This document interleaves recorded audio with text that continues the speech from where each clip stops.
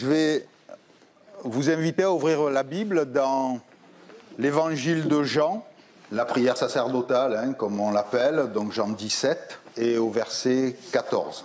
Donc c'est le Seigneur Jésus qui parle et qui dit « Je leur ai donné, donc aux apôtres, aux disciples, je leur ai donné ta parole et le monde les a haïs, parce qu'ils ne sont pas du monde, comme moi je ne suis pas du monde. Je ne te prie pas de les ôter du monde, mais de les préserver du malin.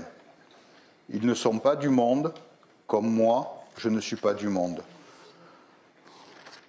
Sanctifie-les par ta vérité, ta parole est la vérité.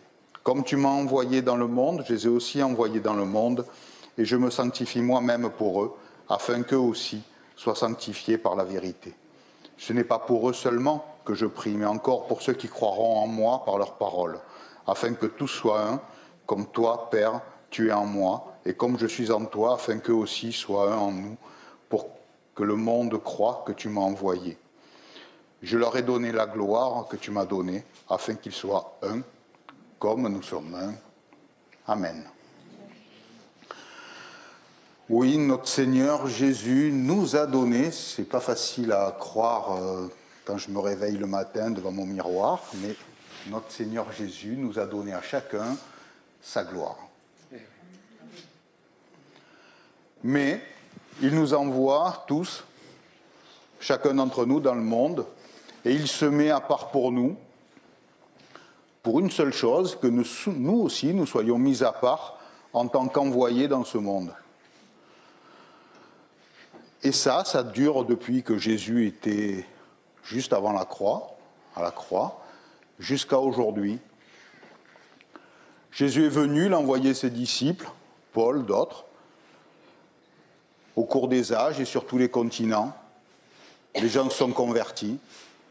Mais il y a une chose quand même qui est un peu particulière dans la conversion, et parfois qu'on a du mal à comprendre, c'est qu'en fait, on se convertit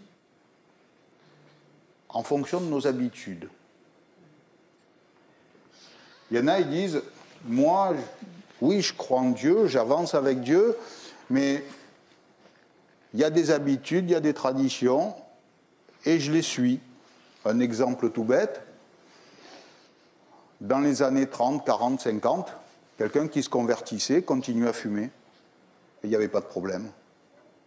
Aujourd'hui, on sait que ça fait du mal à la santé, qu'on porte atteinte à notre corps, qu'on est dépendant. Avant, ils n'avaient pas conscience. Donc, c'est vrai que selon les traditions, selon les habitudes, selon les cultures, la manière dont je vais rentrer dans la vie sainte, dans la vie mise à part par le Seigneur, va être différente. Et c'est à nous d'avoir cet amour, cette compréhension, cette disponibilité intellectuelle pour faire comme notre Seigneur, pour accepter que mon frère, ma sœur qui se convertit, qui est nouveau converti, vivent quelque part un petit peu différemment de moi. C'est vrai que ça a posé des soucis dans certaines églises quand des gens sont rentrés avec des chiens pour se convertir. Un beau bâtiment comme ça, avec des chiens au fond, ça serait rigolo. Mais ça a fait des chrétiens d'exception dans certains cas après. On n'a pas besoin des gens qui ont toutes les apparences belles qu'il faudrait. On a besoin aussi, nous, d'être un petit peu parfois bousculés dans notre considération des choses.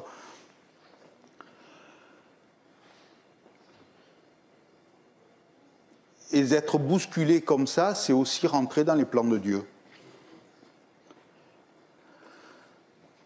Accepter les mystères de la parole, accepter de ne pas comprendre vraiment comment le Seigneur se débrouille pour faire les choses, c'est une attitude de soumission et d'acceptation des choses. Et accepter Jésus, déjà, on l'a vécu. C'est un mystère, nous dit la Bible. On n'est pas capable de l'expliquer, parce qu'on n'explique pas Dieu. Il est trop grand pour cela. Par contre, on croit d'abord et Dieu se révèle. On peut dire, oui, non, j'ai compris. Non, On n'a pas compris, on a compris la révélation. Notre Dieu souverain, notre Dieu infini ne peut pas être expliqué.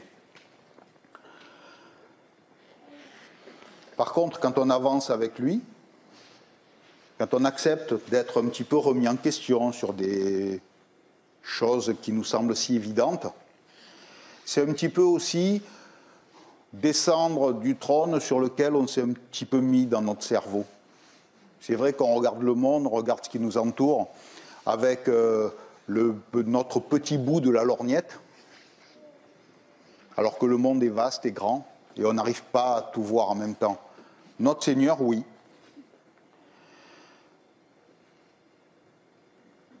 Et il y a une jolie prière que nous donne le psalmiste, dans le psaume 5 au verset 3, il nous dit, c'est la version synodale, je crois, « Éternel, dès le matin, daigne entendre ma voix, dès le matin, je t'offre ma requête et j'attends. » Et j'attends quoi? Ben, j'attends la réponse, déjà. Et quand je pose une question, oui est une réponse, souvent ça m'arrange. Mais non, c'est une réponse. Et parfois, le Seigneur nous donne des réponses qui ne sont pas tout à fait celles que j'aimerais entendre. Il n'empêche qu'il nous a donné une réponse.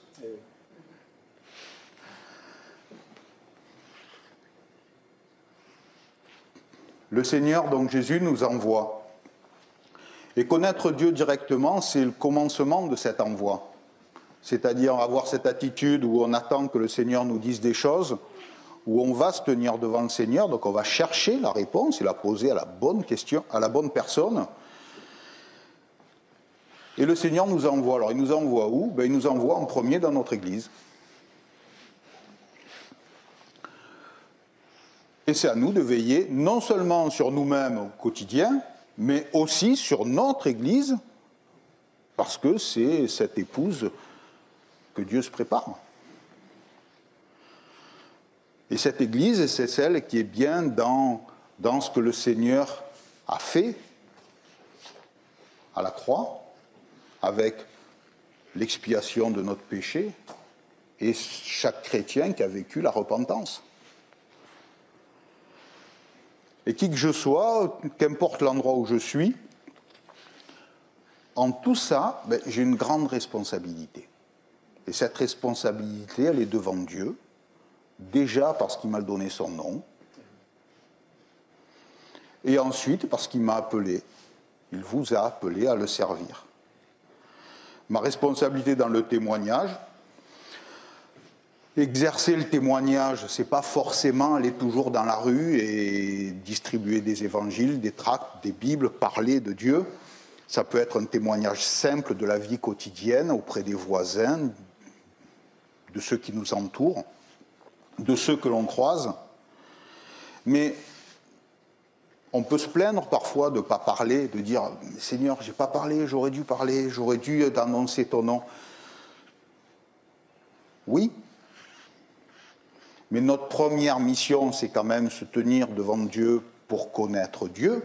Ok, on a des choses à faire, mais c'est à Dieu de les faire. Nous, c'est être soumis à Dieu. On ne convertira jamais personne, c'est Dieu qui se manifestera vraiment dans une vie, qui visitera une personne, lui montrera sa sainteté, sa pureté, sa bonté, sa puissance, et là, la personne peut se convertir. On ne doit pas inverser les rôles. Dieu est décideur, nous sommes serviteurs. Inverser les rôles, ça reviendrait à dire à Dieu, quelque part, tu te trompes un petit peu. Alors, penser qu'on veut faire bien, c'est super. Si c'est pour moi, ça n'engage que moi. Si je me suis trompé, je vais me tenir devant Dieu, je lui demande pardon, et on avance. J'ai trébuché, ça va.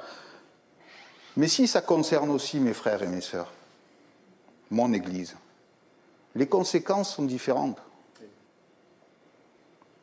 Et là, il faut faire attention. Mais quand Dieu appelle quelqu'un à avoir des responsabilités un tout petit peu différentes, il le dit, il le montre. Nous ne sommes que des hommes. Dieu sait faire simplement quand c'est avec nous. Et de toute façon, notre Seigneur peut faire bien mieux que nous, tout seul. Il faut lui faire confiance. Parce que quand on ne fait pas les choses avec le Seigneur qui nous a conduits, en fait, on les fait un peu parce qu'on en a envie. Et la frontière est très mince entre ça et un peu d'orgueil. Penser que moi, je peux faire bien. Et un qui a fait ça, alors j'ai pris un exemple un peu caricatural, mais c'est Moïse. Moïse, le Seigneur lui a demandé de parler au rocher pour que l'eau jaillisse dans Nombre au chapitre 20. Et Moïse n'a pas fait ainsi. Moïse, de son bâton, il a frappé le rocher. L'Éternel a béni. L'eau est sortie. Mais il n'empêche qu'il a désobéi. Ça signifie quoi? Ça signifie que Moïse, à ce moment-là, bon, le peuple n'était pas sympa quand même avec lui, mais il était tellement exaspéré qu'il a pensé que son énervement, son irritation, enfin je ne sais pas, quelque chose de cet ordre-là, eh bien, était mieux que ce que Dieu lui avait dit. Donc il a frappé le rocher, il a fait comme la première fois. Il a frappé le rocher. Mais, alors on peut dire, oui, mais après Dieu, il lui a dit que ce n'est pas lui qui prendrait possession du pays. C'est un peu dur. Oui, mais quand on regarde les choses de près, le pays, ils n'y étaient pas. Le pays, ils allaient y entrer. Le pays, c'était quoi? C'était une promesse à ce moment-là. Et en fait, Moïse a fait quoi en frappant le rocher? En montrant son énervement. Il a jugé la parole de Dieu. Il a jugé ce que Dieu lui disait. On n'a pas le droit de juger ce que Dieu nous dit. Dieu dit, c'est accompli, tôt ou tard. Mais c'est fait, c'est acté. Moïse, bien sûr, a été pardonné. Mais Moïse, en jugeant la parole, n'a pas pu entrer dans le pays. C'était logique comme décision. On n'est pas Moïse. On est encore moins sous l'ancienne alliance. On est dans la grâce. On est pardonné en Christ.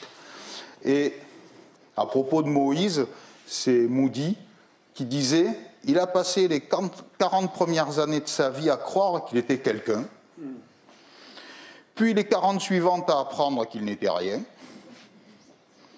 et enfin, les 40 dernières années à découvrir ce que Dieu peut faire avec quelqu'un qui n'est rien. Juste une sortie d'Égypte, 40 années dans le désert, un peuple à guider, la loi à donner, et établir des règles et un fonctionnement sur tout un peuple et qui dure jusqu'à aujourd'hui.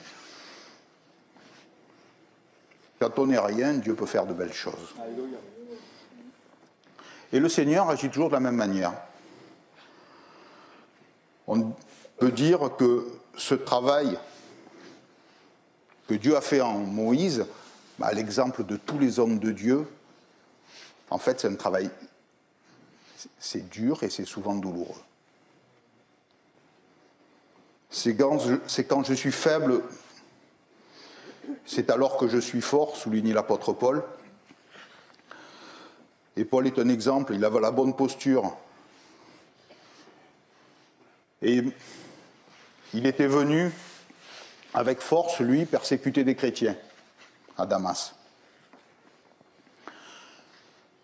Avec ce travail de Dieu, de cette même ville où il était venu avec force persécuter les chrétiens, Il en est sorti avec discrétion, dans un panier, au bout d'une ficelle. C'est une manière d'agir de Dieu aussi. Souvent, Dieu a de l'humour. Bon, celui-là, quand on le vit, ne nous fait pas forcément rire tout de suite, mais voilà, on vient d'une manière, on repart d'une autre, et le Seigneur nous a donné une belle leçon entre les deux. Dans l'exemple que Paul nous donne, dans ce que nous avons à faire avec Dieu, on a certes Paul, qui vient d'une manière, qui repart d'une autre, mais moi, ce qui m'a interpellé dans ce passage, c'est qu'en fait, il y a des gens, on ne sait même pas qui c'est. Par contre, ils ont tenu les ficelles pour descendre la corbeille de Paul. Et tous ces seconds rôles, en fait, ils n'avaient été pas là. On voulait tuer Paul dans cette ville. Tous ces seconds rôles, c'est vous, c'est moi, c'est quelques-uns auront la lumière. Mais les seconds rôles sont aussi importants que ceux qui ont la lumière. Et Paul, lui, dans ses épîtres, il les salue. Il les cite. Alors là où il y en a le plus, je crois que c'est l'épître aux Romains. Il y en a une belle liste. Des gens qu'on revoit parfois, on revoit leurs noms, on pense que c'est les mêmes. D'autres, on les voit une seule fois. Des hommes, des femmes, qui sont là, qui servent, qui font avancer leur Église, qui sont des références pour Paul. Et un tel homme de Dieu qui avait autant de responsabilités, qui a écrit autant de passages de la Bible quand même, autant de livres dans la Bible, on est sur quelqu'un avec tellement de responsabilités et il se permet à ses fins d'épître de dire oh, salut un tel, remercie un tel, et les uns les autres, et tous ceux qui l'oublient. L'Évangile aurait eu beaucoup plus de mal s'il n'y avait pas eu tous ces seconds rôles. Et tous les hommes de Dieu qui sont un peu dans la lumière savent tout ce qu'ils doivent à ces seconds rôles.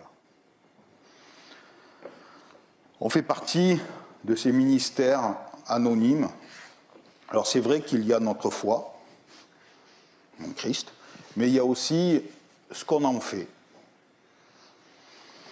Et c'est Jacques qui nous dit ça dans son épître et au chapitre 2.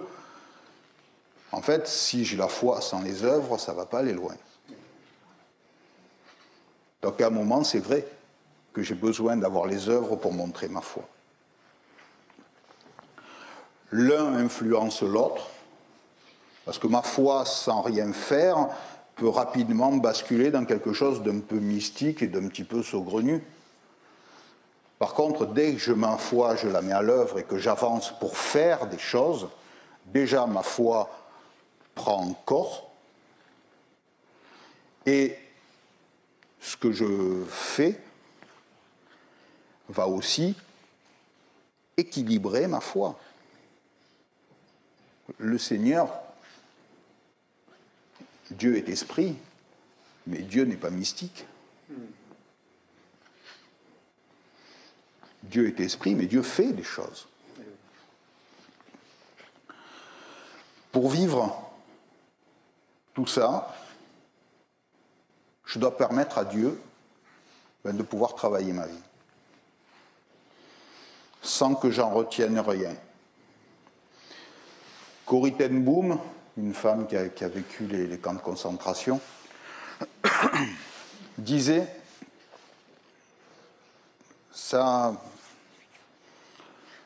la phrase est toute simple, mais je trouve qu'elle est relativement forte. Elle dit « J'ai appris à renoncer de bon cœur aux objets auxquels je tiens, parce que lorsque Dieu me desserre les doigts de force pour me les prendre, ça me fait mal. »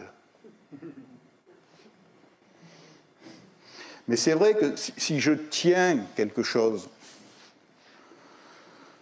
mes mains sont occupées et je ne peux pas faire autre chose avec mes mains. Mon tenue prend toute la place et je suis coincé. content de moi, mais coincé pour Dieu. Et c'est ce content de moi que Dieu n'aime pas. Parce que lui, il n'est pas satisfait qu'on soit content de nous. Il est satisfait quand on est content de ce qu'il nous donne. Parce que ce qu'il a à nous donner est bien plus que ce qu'on peut tenir. C'est encore comme ça que Dieu agit dans une vie. Arriver à faire comme Corrie ten Boom, c'est l'idéal. Alors, avoir Dieu à la première place, on lui a donné sa vie, on pourrait dire. On s'est fait baptiser, on a dit Seigneur, je te remets ma vie, je remets tout entre tes mains. Mais on l'a si souvent détrôné de ce trône où il était.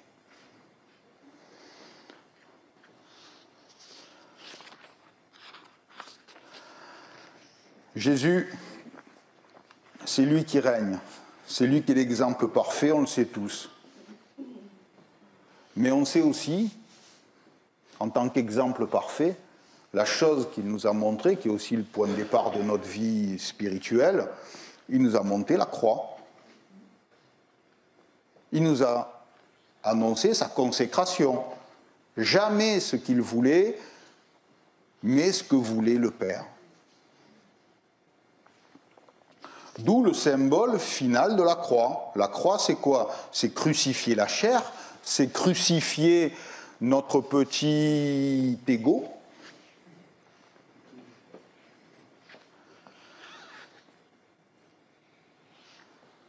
L'ego, c'est quoi? Le petit égotisme, là, c'est quoi? C'est en fait trouver que quand je gère ma vie, c'est pas mal, quoi. Alors que Dieu veut le faire, pour faire mieux. C'est pas facile, on avance tous dans nos vies en tâtonnant. Le Seigneur ne nous révèle pas les choses plusieurs jours à l'avance pour pouvoir nous organiser. Il nous demande de nous tenir prêts et de nous tenir disponibles et adaptables. C'est moins confortable, mais beaucoup plus sûr. Mais la croix, c'est pas cette crucifixion de la chair, donc c'est-à-dire de mes pensées et de mes désirs de plaisir. C'est pas que ça, la croix. Ça, c'est une partie. La croix, c'est la vie. C'est pas que la mort. La mort, c'est pour le pardon. Mais la croix, c'est la vie. La vie, la résurrection, et cette vie nouvelle qui correspond à la dimension spirituelle de notre âme. On l'avait perdue quand on était dans le monde. Dieu la restaure et il nous demande d'en profiter et de lui demander.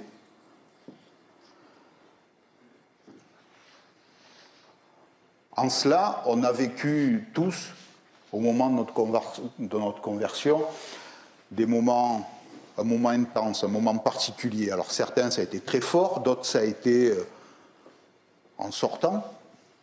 Sur le moment, ça n'a pas été plus que ça, mais en sortant, on s'est dit, mais il s'est passé quoi? C'est vraiment ça, la vérité. Mais il y a le moment aussi dans notre vie chrétienne du baptême dans le Saint-Esprit. J'espère que tout le monde l'est, ceux qui ne le sont pas, demandez à Dieu, il s'est donné des bonnes choses aux siens.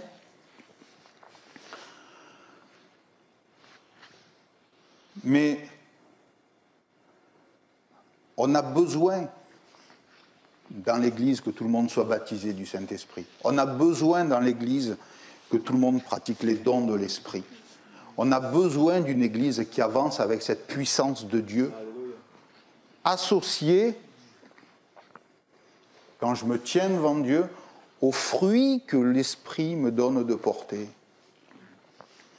Là où il y a juste des dons de puissance et aucun amour, pour résumer les fruits, le fruit de l'Esprit, ça ne va pas loin. Par contre, là où il y a le fruit, l'Esprit, déjà il se passe quelque chose. Là où la puissance s'associe au fruit, il se passe de grandes choses et durables.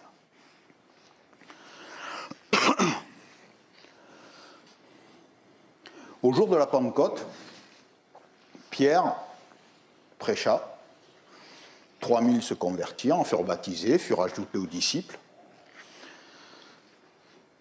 Il y a eu un baptême du Saint-Esprit. Les gens pensaient que tous les chrétiens étaient un petit peu alcoolisés. Mais dans ce moment du baptême dans le Saint-Esprit,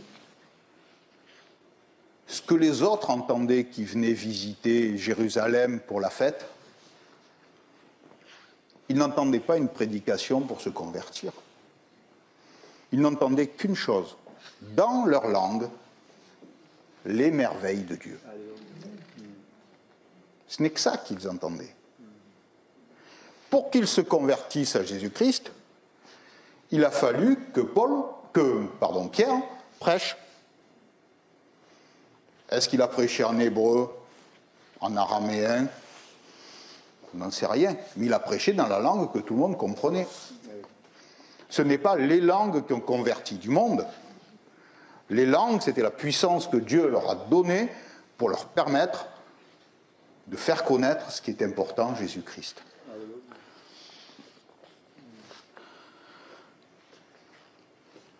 Dans ce baptême dans le Saint-Esprit, si on termine cette parenthèse, Paul parlait en langue plus que les Corinthiens, assurément plus que nous aussi. Bon, après, vu toutes les randonnées à pied qu'il a fait en Asie, en Europe et compagnie, je pense qu'il avait du temps pour marcher. En marchant, pour parler en langue. Est-ce que c'était le secret de sa consécration et de sa puissance?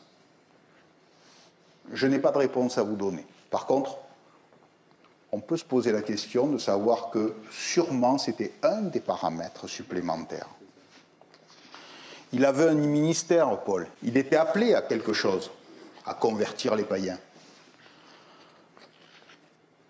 Mais il n'y a pas que l'appel, il y a la consécration qu'on va y mettre, il y a la volonté et toute notre force de caractère qu'on va mettre à cela.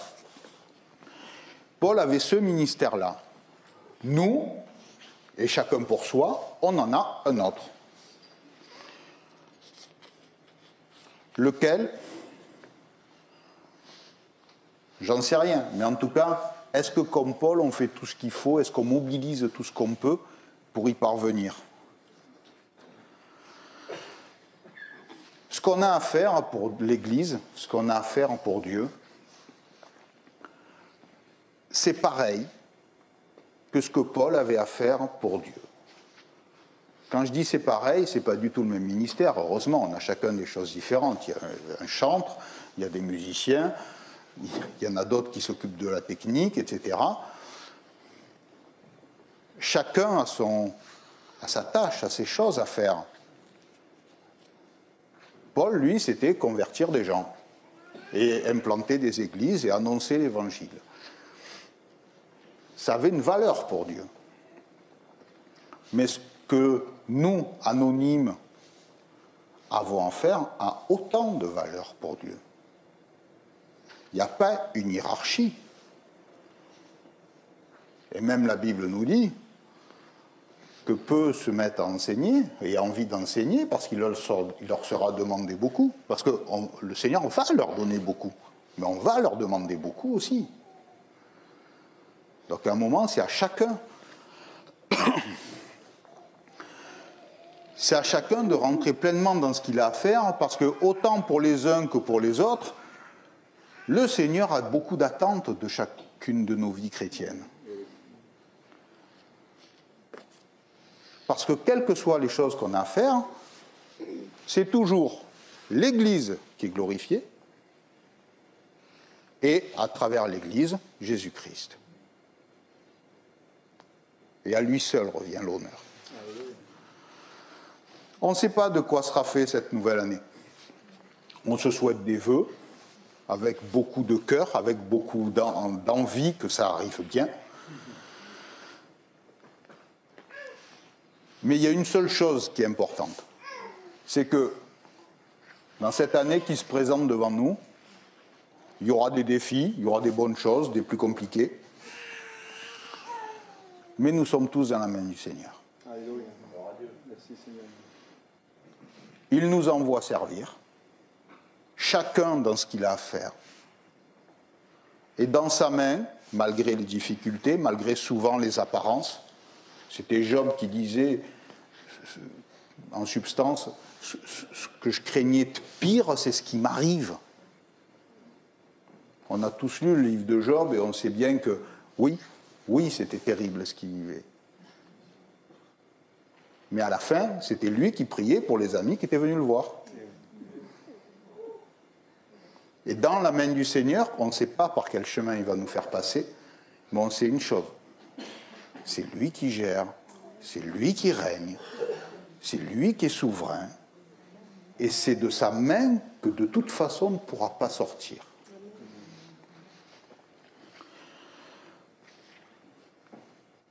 Comme ce qui va se passer, on ne le sait pas, on peut présumer aussi que dans certains cas, ça peut être dur.